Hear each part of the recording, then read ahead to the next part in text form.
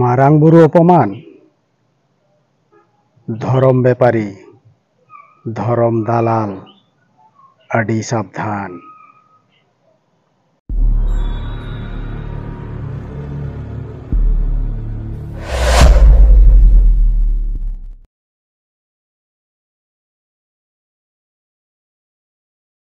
जोहार गे सानाम को तिहिं आरहों मिदटांग नवा भिडियो रे आपे जतो को हड़ा सगुन दाराम ताहन कना।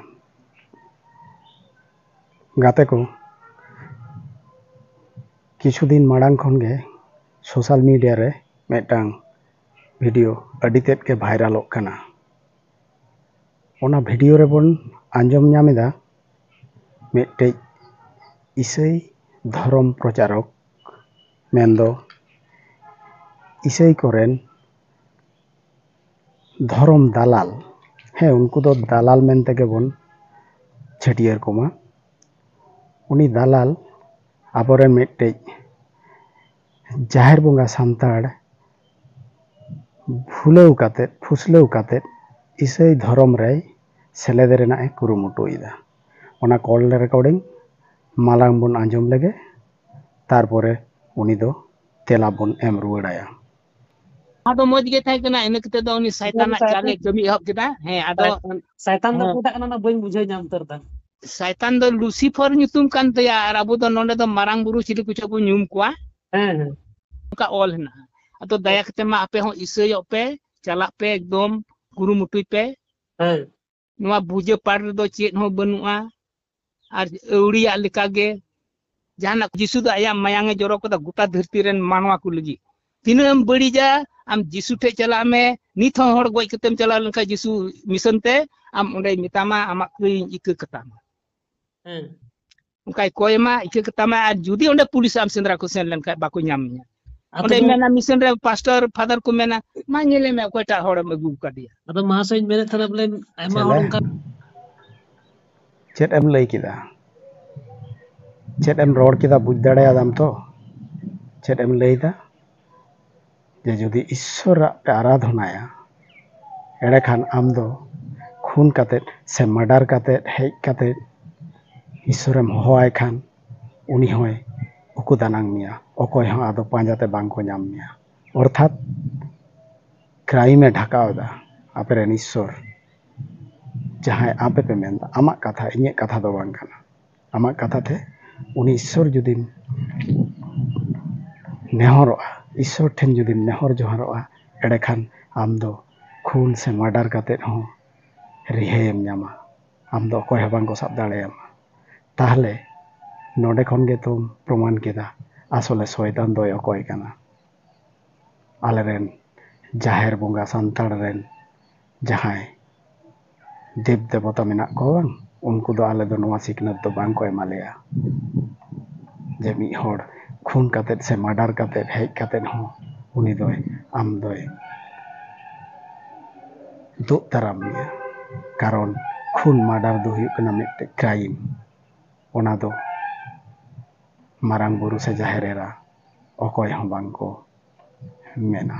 नुना गे जियड़ा नुना गे निड़ोड़ा आलेया सान्ताड़ सावता से जाहेर बोंगा सान्ताड़ सावता आर आम लेकान किछु भांगकाड़ा मानमी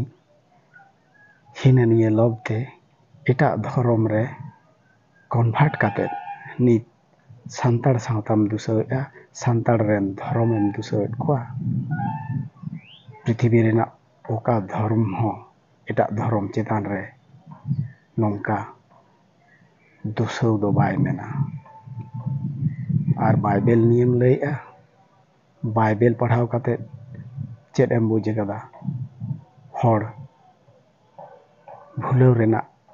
मिदटेज कारबारम शुरू कदा अड़ी सिदाय खन गे नवा कारबार दो के चलावेदा एनते हो नुको खेरवाल बांग को सेलेदो कानते नित दो अबुल थबुल जहां गे बाखेड़ काते नुको हड़ पे कन्भार्ट को लगित पे चेष्टायदा खेरवाल सावता दरदिये सुबुदिये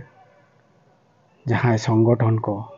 आपे ठेन मिदटांग गे अरदास हो अनकान हड़ ᱯᱟᱸᱡᱟ ᱛᱩᱫ ᱠᱟᱛᱮᱫ ᱱᱩᱠᱩ ᱵᱤᱨᱩᱫᱽ ᱨᱮ ᱞᱤᱜᱟᱞ ᱮᱠᱥᱮᱱ ᱦᱟᱛᱟᱣ ᱛᱟᱵᱚᱱ ᱯᱮ, ᱵᱟᱝᱠᱷᱟᱱ ᱱᱩᱠᱩ ᱫᱤᱱᱠᱮ ᱫᱤᱱ ᱟᱵᱚᱨᱮᱱ ᱵᱚᱸᱜᱟ ᱵᱩᱨᱩ ᱫᱮᱵ ᱫᱮᱵᱟᱞᱳᱠ ᱠᱚ অপমান ইদি কোয়া। আবহাওয়া ধরম করম লাই লাকচার নেওয়াচার রেনাক বদনাম রেনাক ko ᱨᱤᱠᱟᱹᱭᱮᱜᱼᱟ।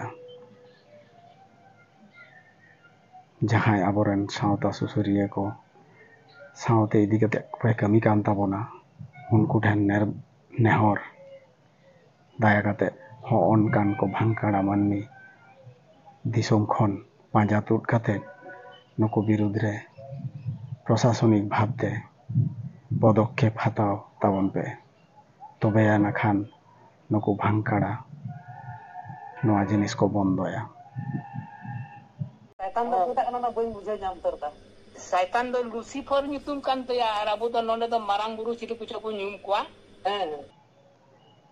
এয়া ভাঙকাড়া মানমি আমি মিতাম খানা আম আলে জাহের বঙ্গা সান্তাড় রেন আয়ু বাবা দো उनकिन गे जहां कुखी रे से जहां होते आले नोआ धुड़ी धरती रे जनाम ले हताव का से नोआ हली हरियर धरती रे ना होय हिसी बीर दारे नड़ी जहां होते ले नेल ᱧᱟᱢᱮᱜᱼᱟ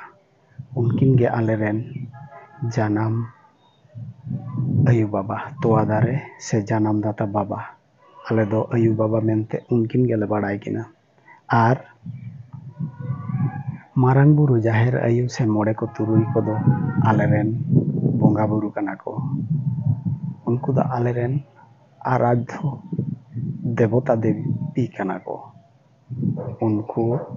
पूजे पार्बन काते आले नायते नापायते जीवन ले खंडाव दाड़ेया मा उना लगी ले नेहर जोहारोआ। मारांग बुरु जाहेर आयु मोड़े को तुरुई को ठेन नुकु दो आले रेन पूजित देवता को काना को। आर आपेरेन मा अडी अडी गोटांग फादर तापे,